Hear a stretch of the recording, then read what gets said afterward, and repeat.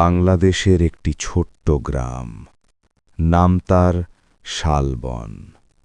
গ্রামের এক পাশে একটি পরিত্যক্ত বাড়ি, আর ঠিক তার বিপরীতে একটি বিশাল পুরনো বটগাছ। লোকমুখে শোনা যায় সেই জায়গায় নাকি কিছু আছে, কিছু অশুভ। সন্ধ্যের পর সেই পথে কেউ যায় না, কিন্তু সেই গ্রামেই থাকত একজন সাহসী যুবক। তার নাম শাহেদ। শাহেদ সবসময় বিশ্বাস করত আল্লাহ সবসময় তার সাথে আছেন। একদিন বিকেলে সে তার বন্ধু কাইফের বাসায় গিয়েছিল। আড্ডা দিতে দিতে রাত হয়ে গেল।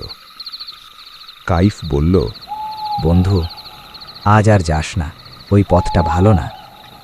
কিন্তু শাহেদ বলল, আমার আল্লাহ আছেন, আমি ভয় পাই না। শাহেদ হাঁটতে শুরু করল।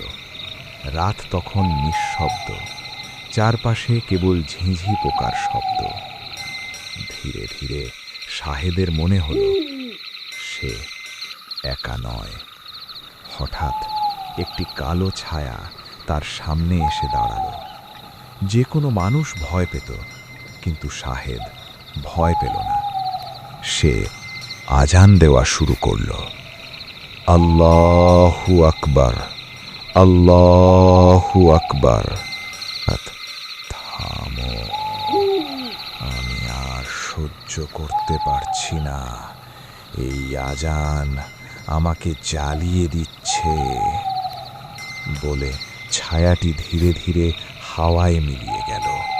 তারপর একটি ভয়ঙ্কর কণ্ঠ ভেসে এলো, আজ আল্লাহর নাম নেয়ায় বেঁচে গেলি।